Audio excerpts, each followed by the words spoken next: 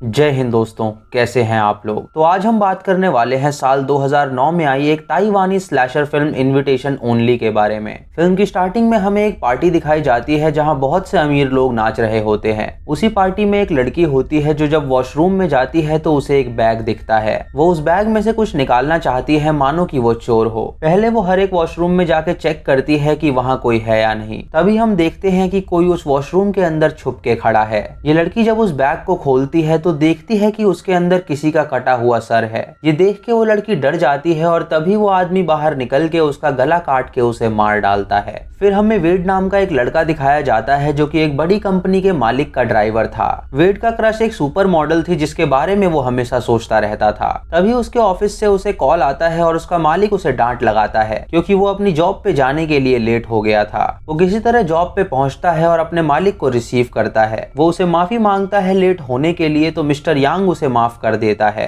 दोपहर में वेड उस सुपर मॉडल की मैगजीन्स खरीदता है और उसकी फोटोज देख के बहुत खुश होता है। तभी उसके सामने वो सुपर मॉडल आती है जो उसके मालिक से मिलने आई थी। उस सुपर मॉडल को अपने सामने देख के वेड हैरान हो जाता है और उसे अपनी आंखों पे यकीन नहीं होता कि वो उसके सामने खड़ी है। वेड को गीला देख के वो मॉडल उसे टिश्यू ऑफर करती है तो वेड उससे टिश्यू लेता है। तभी वेड की मैगजीन्स गिर जाती है और वो मॉडल अपनी तस्वीर देख के समझ जाती है कि वो उसका फैन है। उसके जाने के बाद वेड सुपर कार्स के बारे में पढ़ता है क्योंकि उसे सुपर कार्स में बहुत इंटरेस्ट था। जब वो अपना फोन लेने के लिए गाड़ी के पास जाता है तो देखता है कि उसका मालिक और वो सुपर मॉडल कार में ही इंटीमेट हो रहे हैं। ये देख के वो समझ जाता है कि वो मॉडल उसके मालिक की गर्लफ्रेंड है और उसका मालिक मिस्टर यांग बाहर निकल के उसे कहता है कि वो यहाँ से तुरंत चला जाए। अगले दिन वेड जब अपनी जॉब पे आता है तो उसका मालिक उससे कहता है कि कल उसने जो कुछ भी देखा वो इस बारे में किसी को ना बताए। वो उसे एक कार्ड दे के कहता है कि ये एक बड़ी पार्टी का इन्विटेशन है और वो चाहता है कि वो उसकी जगह वहाँ पे जाए। वेड ये सुन के उससे कहता है कि वहाँ कई सारे बड़े लोग होंगे जो उसे देख के पहचान जाएंगे कि वो एक गरीब है। तो उसका मालिक उससे कहता है कि वो इसकी चिंता ना करे, वो उनसे कह देगा कि वो उसका कजन है और उसके लिए उसने सूट भी तैयार करवाया है। ये सुन के वेड खुश हो जाता है क्योंकि वो पहली बार एक अमीर पार्टी में जाने वाला था। वेड जब उस इन्विटेशन कार्ड को देखता है तो उसके पीछे लिखा होता है कि इस पार्टी में आपके सारे ड्रीम पूरे होंगे। रात को वेड उस पार्टी में जाता है जहाँ पे कई सारे अमीर लोग आए होते हैं। वेड को जब खाना सर्व होता है तो वो ठीक से खा नहीं पाता क्योंकि वो पहली बार अमीरों का खाना देख रहा था। वहीं उसे एक लड़की मिलती है हितोमी, जो उसे देख के उसके पास आके बैठ जाती है। वो उससे दोस्ती करती है और उसे खाना सिखाती है। तभी वहाँ पे सबको गैदर किया जाता है और उस पार्टी का ऑर्गेनाइजर सबका स्वागत करता है। वो उनसे कहता है कि ये उसकी पार्टी है जहाँ पे सारे सपने पूरे होते हैं और जो कोई भी यहाँ आता है वो इस पार्टी को छोड़ के नहीं जाता। वो सबको नए मेंबर से इंट्रोड्यूस कराता है जो कि 5 लोग होते हैं। हितोमी जो कि एक कंपनी की मालिक थी, मिस्टर लिन जो कि एक पॉलिटिशियन था, मिस्टर रिचर्ड जो कि एक बहुत ही टैलेंटेड पियानिस्ट था, मिस हॉली जिसका अपना एक होटल था और वेड। वो इन सबको इंट्रोड्यूस कराता है और सभी लोग इनका स्वागत करते हैं। पार्टी में सभी नए लोग बैठ के डिस्कशन करते हैं कि क्या सच में यहाँ पे ड्रीम रियलिटी में कन्वर्ट होती हैं। वेड सबसे पूछता है कि उन्होंने अपने इन्विटेशन कार्ड पे कौन सी ड्रीम लिखी थी, तो सब उसे कहते हैं कि उन्होंने अपनी वाइल्डेस्ट ड्रीम लिखी है। उसके बाद वेड हितोमी के साथ पार्क में जाके उसके साथ टाइम स्पेंड करता है। वो उससे पूछता है कि उसने अपनी ड्रीम में क्या लिखा, तो हितोमी उससे कहती है कि उसने अपने बचपन का टेडी बियर मांगा है। हितोमी उससे पूछती है कि उसने अपनी ड्रीम में क्या लिखा है, तो वो कहता है कि उसे एक स्पोर्ट्स कार चाहिए। ये सुन के हितोमी उससे कहती है कि वो तो इतना अमीर है कि वो 10 स्पोर्ट्स कार खरीद सकता है, तो उसे ऐसा ड्रीम लिखने की क्या जरूरत। अब वेड उसे बता नहीं सकता था कि वो अमीर नहीं गरीब है, तो वो उसकी बात टाल देता है। उसके बाद ये सभी कसिनो में जाते हैं जहाँ विन वेड से कहता है कि वो भी जुआ खेले। वेड उससे कहता है कि उसके पास ये खेलने के लिए पैसे नहीं है, तो वहाँ का एम्प्लॉय उसे बताता है कि वो ये गेम खेल सकता है क्योंकि उसका कजन पहले ही $20 मिलियन जमा कर चुका है। ये सुन के वेड वो खेलने लगता है और बहुत सारे पैसे जीत जाता है। उसको जीतता देख के वो सुपर मॉडल उसके पास आती है जो कि उस पार्टी में मौजूद थी। वो उससे पूछती है कि क्या वो उसके साथ बैठ सकती है, तो वेड उसे हाँ कह देता है। वेड उसे देख के डर जाता है क्योंकि उसे उसकी असलियत पता थी और वो नहीं चाहता था कि इन लोगों को पता चले कि वो गरीब है। वो सुपर मॉडल किसी को कुछ नहीं बताती और वो उससे कहती है कि वो उसके लिए एक बाजी खेले। वेड उसके लिए अपने सारे पैसे दांव पे लगा देता है और लकीली वो जीत भी जाता है। ये देख के वो मॉडल उससे इम्प्रेस हो जाती है और उसके साथ डांस करती है। उसके बाद वो उसे एक रूम में लेके जाती है जहाँ वो उसके साथ इंटीमेट होती है। सब होने के बाद वो उससे कहती है कि उसे अब यहाँ से बाहर जाना चाहिए क्योंकि अगर किसी ने उसके साथ उसे देख लिया तो अच्छा नहीं होगा। ये सुन के वेड बाहर चला जाता है जहाँ उसे एक आदमी रिसीव करता है जो उसे कहता है कि वो कुछ देर इंतजार करे, उसका ड्रीम जल्द ही पूरा होने वाला है। वेड उस सुपर मॉडल के साथ इंटीमेट होकर बहुत खुश था क्योंकि ये भी उसका एक ड्रीम ही था। तभी वहाँ पे सभी न्यू मेंबर्स को लाया जाता है और वेड को उसकी कार दिखाई जाती है। वो आदमी वेड से कहता है कि ये ऐसी पार्टी है जहाँ पे सारे ड्रीम पूरे होते हैं और उसका ड्रीम था एक स्पोर्ट्स कार का, इसीलिए उसका ये ड्रीम उन्होंने रियलिटी में कर दिया। ये सुन के वेड बहुत खुश होता है और हितोमी के साथ उस कार में बैठ के एक राइड पे जाता है। वो सभी एक एक करके उन सभी को उनके ड्रीम्स पूरे करवाते हैं। इधर जब वो सुपर मॉडल अकेली होती है तो उसे अपने कमरे में एक बैग मिलता है। जब वो उस बैग को उठाती है तो देखती है कि उसके अंदर कुछ नहीं है। तभी वो अपने आप को एक आईने में देखने लगती है तो उसके पीछे एक किलर आता है जो उसका गला काट के उसे मार डालता है। इधर इन सभी नए लोगों को एक कमरे में ला के लॉक कर दिया जाता है और एक स्क्रीन पे इन्हें दिखाया जाता है कि असल में ये लोग हैं क्या। वो स्क्रीन पे देखते हैं जहाँ पे वो पियानिस्ट होता है जो अपनी स्टूडेंट को डांट रहा था, यानी वो कोई बड़ा पियानिस्ट नहीं था बल्कि वो एक गरीब पियानिस्ट था। फिर उन्हें उस लड़की की वीडियो दिखाई जाती है जो कि किसी होटल की मालिक नहीं बल्कि एक नर्स होती है और पैसों के लिए पेशेंट्स के साथ वो इंटीमेट हुआ करती थी। फिर उन्हें हितोमी की असलियत दिखाई जाती है जो कि एक रिसेप्शनिस्ट थी और वो हमेशा अपनी मालिक से डांट खाया करती थी। और मिस्टर लिन कोई पॉलिटिशियन नहीं था बल्कि एक चपरासी था। फिर उन्हें वेड की असलियत दिखाई जाती है जिससे उन्हें पता चलता है कि वो एक ड्राइवर है। ये सब जान के वो सभी हैरान हो जाते हैं और उन्हें पता चलता है कि उनमें से कोई भी अमीर नहीं है। वो ये सोचने लगते हैं कि आखिर ये अमीर लोगों ने उन्हें इनवाइट क्यों किया होगा। वो वहाँ से बाहर निकलने का रास्ता खोजने लगते हैं लेकिन उन्हें कोई रास्ता नहीं मिलता। लिन के पास एक गन होती है जिसे दिखा के वो सबको डराता है। वो उनसे कहता है कि हाँ वो गरीब है लेकिन अब वो यहाँ से बाहर निकल के दिखाएगा। लिन जब एक कमरे में जाता है तो उसे कुछ कटी हुई उंगलियां मिलती हैं। ये देख के वो चिल्लाता है तो उसकी आवाज सुन के सभी वहाँ आ जाते हैं। लिन उनसे कहता है कि वो अकेले यहाँ से जा रहा है और अगर कोई भी उसका पीछा करेगा तो वो उसे मार डालेगा।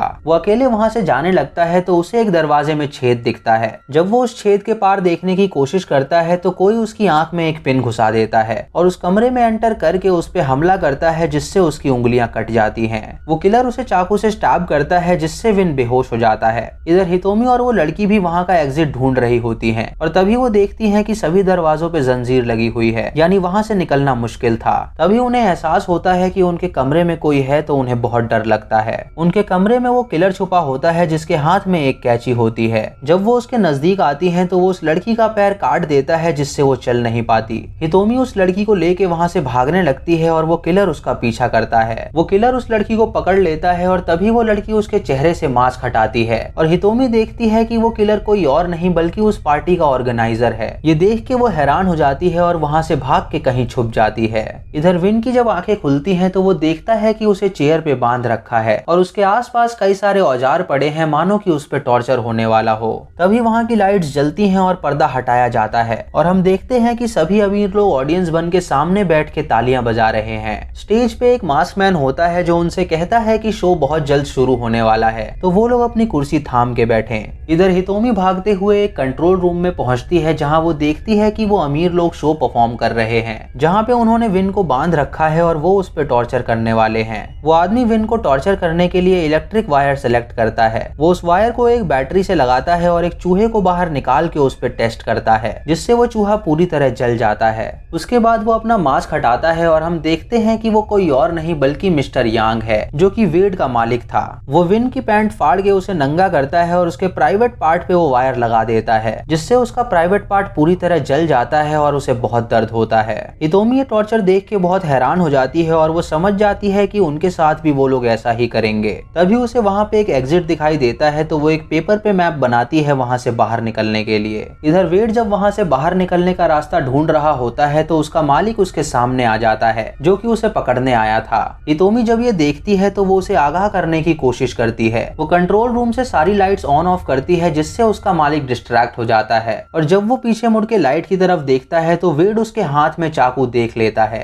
जिससे उसे पता चल जाता है कि उसका मालिक उसे मारने आया है। ये देख के वेड वहाँ से भागने लगता है और उसका मालिक उसका पीछा करता है। तभी वेड का मालिक उसे पकड़ लेता है और उसकी छाती में एक चाकू घुसा के उसे जख्मी कर देता है। वेड ये देख के उसे धक्का देता है और जख्मी हालत में वहाँ से भागने लगता है। इधर उस पार्टी के ऑर्गेनाइजर को खबर मिलती है कि कंट्रोल रूम में कोई घुस गया है तो वो उस कंट्रोल रूम की तरफ जाने के लिए निकल जाता है। इधर वेड भागते हुए एक लिफ्ट में पहुंच के उसे ऑन करता है। तभी उसका मालिक उसे पकड़ने के लिए उसकी तरफ आता है तो वो लिफ्ट का दरवाजा बंद कर देता है जिससे वो लिफ्ट नीचे चली जाती है और उसकी जान बच जाती है। इधर कंट्रोल रूम में जब वो ऑर्गेनाइजर आता है तो हितोमी वहाँ पे छुप जाती है। वो देखता है कि कंट्रोल रूम का सारा सामान इधर उधर है जिससे उसे पता चल जाता है कि कोई ना कोई यहाँ जरूर जरूर छुपा है। वो चाकू लेके पर्दों के पीछे देखने लगता है कि कोई वहाँ पे है या नहीं, और जब वो हितोमी का पर्दा हटाने वाला होता है तो हितोमी उसे धक्का दे के वहाँ से भागने लगती है और वो ऑर्गेनाइजर उसका पीछा करता है। इधर वेड भागते हुए एक मॉर्ग रूम में पहुंचता है जहाँ उसका मालिक उसे ढूंढने आता है। उससे बचने के लिए वेड लाशों के ढेर में जाके छुप जाता है ताकि उसके मालिक को पता ना चल सके कि वो कहाँ पर है। उसका मालिक वहाँ पे आके उसे ढूंढता है लेकिन वो उसे कहीं नहीं मिलता। तभी उसके मालिक को ऊपर बुलाया जाता है शो कंप्लीट करने के लिए, तो वो ऊपर चला जाता है। अपने मालिक के जाने के बाद वेड वहाँ से बाहर निकलता है और उल्टी करता है। तभी वो देखता है कि दो आदमी उसे ढूंढने के लिए यहाँ पे आ रहे हैं, तो वो एक बड़े से बॉक्स में जाके छुप जाता है। इधर हितोमी भागते हुए उस जगह पहुंचती है जहाँ पे वो शो चल रहा था। वो लोगों की नजरों से बचते हुए एक वॉशरूम में जाती है जहाँ उसे एक पर्स मिलता है जिसमें मेकअप का सामान था। उसी वॉशरूम में उसे एक पर्दा मिलता है जिसे फाड़ के वो अपना ड्रेस बनाती है और मेकअप कर लेती है ताकि उसे कोई पहचान न सके कि वो उनमें से नहीं है। जब वो बाहर निकल के शो में जाती है तो देखती है कि गार्ड सबको चेक कर रहा है। हितोमी ने सैंडल्स नहीं पहनी होती हैं और उसे डर होता है कि कहीं वो गार्ड उसे पकड़ ना ले। ये देख के वो अपने कपड़े को और खोल देती है जिससे उसके पैर ढक जाते हैं और उसका सीना दिखने लगता है। जब वो गार्ड के आगे जाती है तो गार्ड उसका बोल्ड रूप देख के उसे अंदर जाने देता है। अंदर जाके हितोमी बैठ जाती है और एग्जिट की तरफ देखने लगती है क्योंकि उसे बाहर निकलना था। इधर अब शो में उस नर्स को लाया जाता है जिसका ड्रीम था खूबसूरत बनने का। मिस्टर यांग उसे इंजेक्शन से सिडेट कर देता है जिससे वो नशे में हो जाती है। उसके बाद मिस्टर यांग एक स्पीच देता है और सबको बताता है कि इन गरीब लोगों की यही औकात है। ये हमेशा सपने देखते रहते हैं लेकिन इनके सपने कभी पूरे नहीं होते। वो उनको बताता है कि उसके पिता बहुत ही ग्रेट इंसान थे लेकिन 5 साल पहले किसी गरीब ने उसकी बहन को किडनैप करके उसका रेप किया जिससे उसके पिता को बहुत सदमा लगा और उन्होंने आत्महत्या कर ली। तब से उसने फैसला किया कि वो उन गरीब इंसानों को मारेगा जो ऐसा करने का सोचते हैं, जिनके सपने बहुत बड़े होते हैं लेकिन उनकी औकात कुछ नहीं होती। वो कहता है कि हर गरीब आदमी उस किडनैपर की तरह है जो हम अमीरों को परेशान करता है और इनको लगता है कि ये हमसे वो सारी चीजें ले लेंगे जो हमारे पास है। वो उन्हें ये भी बताता है कि उसने ये पार्टी इसीलिए बनाई है ताकि वो ऐसे लोगों को सबक सिखा सके। ये कह के वो एक ब्लेड उठाता है और उस लेडी से कहता है कि वो उसे खूबसूरत बनाएगा। वो एक ब्लेड से उसके गाल काट देता है जिससे उसको बहुत दर्द होता है। उसके बाद वो नमक उसके घाव पे डालता है और नमक का कपड़ा उसके मुंह पे रख देता है जिससे वो लड़की काफी तड़पती है। उसके बाद वो ऑर्गेनाइजर उस कपड़े को उसके मुंह पे स्टेपल कर देता है ताकि वो कपड़ा बाहर ना निकल सके।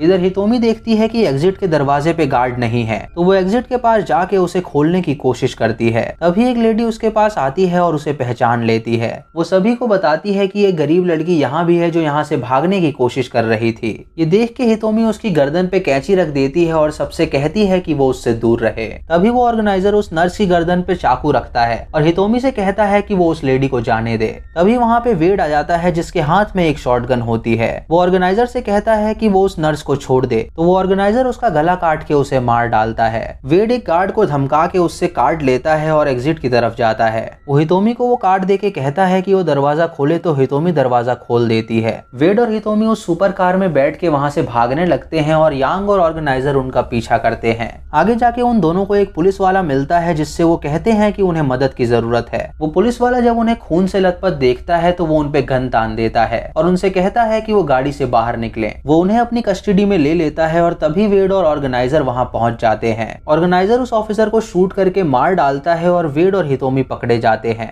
यांग वेड को एक चाकू मारता है और उससे कहता है कि आज उसने सारी लग्जरी लाइफ जी ली। उसने कसिनो में काफी पैसे जीते और वो उसकी गर्लफ्रेंड के साथ भी सोया, तो आज तो उसकी मौत निश्चित है। यांग हितोमी को अपने साथ ले जाता है और ऑर्गेनाइजर से कहता है कि वो वेड को अपने साथ लाए। ऑर्गेनाइजर जब वेड को ले जा रहा होता है तो वेड को वहाँ एक टूल बॉक्स मिलता है जिसमें कई सारे औजार होते हैं। वो उस औजार से अपनी हथकड़ी खोलने की कोशिश करता है लेकिन वो नहीं खुलती। तभी वो ऑर्गेनाइजर उसे कहता है कि उस औजार से वो हथकड़ी नहीं खुलेगी और अगर उसमें दम है तो वो उसे खोल के दिखाए। वो उससे ये भी कहता है कि तुम जैसे गरीब लोगों की औकात है सिर्फ भीख मांगने की और वो एक बहुत बड़ा लूजर है। ये सुन के वेड एक पिलास उठाता है और अपनी उंगलियां उससे तोड़ देता है जिससे उसका हाथ निकल जाता है और वो गाड़ी से कूद जाता है। तभी वेड उसके पीछे आ जाता है जो एक औजार से उस पे हमला करके उसे मार डालता है। उसके बाद वो गाड़ी लेके उस शो में जाता है ताकि वो हितोमी को बचा सके। इधर हितोमी को यांग ने बांध रखा होता है और वो उस पे टॉर्चर कर रहा होता है। वेड जब वहाँ पहुँचता है तो वो उसके एक आदमी को मार के उसके कपड़े पहन लेता है ताकि उन लोगों को पता न चल सके कि वो वेड है। तभी एक आदमी उसे पहचान लेता है तो वेड उसे शूट करके मार डालता है। गोली की आवाज सुन के यांग सतर्क हो जाता है और छुप जाता है। वेड जब उस कमरे में पहुंचता है तो देखता है कि हितोमी बंधी हुई है। वो जब हितोमी को छुड़ाने जाता है तो यांग पीछे से आके उस पे हमला हमला कर देता है। वो उसे चाकू से स्टैब करके घायल कर देता है और उसे मारने ही वाला होता है कि तभी हितोमी अपने आप को छुड़ाती है और एक चाकू से यांग पे हमला कर देती है। ये देख के यांग अपने चाकू से हितोमी को स्टैब करता है जिससे उसकी मौत हो जाती है। तभी वेड के हाथ एक एक्स लगती है तो वो यांग को उससे मार डालता है और हितोमी की बॉडी लेके वहां से निकल जाता है। फिर हमें 1 साल बाद की कहानी दिखाई जाती है जहाँ वेड एक मैकेनिक का काम कर रहा था। उसका मालिक उसे आके डांटता है और कहता है कि एक अमीर कस्टमर आए हैं तो वो उनकी गाड़ी देख ले। जब वो उस गाड़ी को रिपेयर करने जाता है तो देखता है कि उस गाड़ी में वही इनविटेशन कार्ड है जो उसे उसके मालिक ने दिया था। ये देख के वो समझ जाता है कि अभी भी ये अमीर लोग उन गरीब लोगों को ऐसे मार रहे हैं और मूवी खत्म हो जाती है। तो दोस्तों ये थी आज की वीडियो। अगर आपको वीडियो पसंद आई हो तो आप हमें कमेंट सेक्शन में जरूर बताएं। आप यस और नो में जवाब दे सकते हैं। और दोस्तों आप हमें ये भी बताएं कि इस मूवी का कॉन्सेप्ट आपको कैसा लगा। पर्सनली मुझे तो ये मूवी बहुत पसंद आई, जहां अमीर लोगों की एक सोसाइटी है जो गरीबों को पकड़ के उन पर टॉर्चर करती है, क्योंकि उनका मानना था कि गरीब हमेशा गरीब ही रहना चाहिए और उसके कोई भी सपने नहीं होने चाहिए। अगर आप चैनल पे नए हैं तो इसे सब्सक्राइब करें और बेल आइकॉन दबाएं नोटिफिकेशंस के लिए। मूवी लिंक्स के लिए आप हमें टेलीग्राम पे फॉलो कर सकते हैं। दोस्तों इस वीडियो को लाइक और शेयर करना बिल्कुल मत भूलिएगा। तो मैं मिलता हूँ आपको अगली वीडियो में, तब तक के लिए जय हिंद।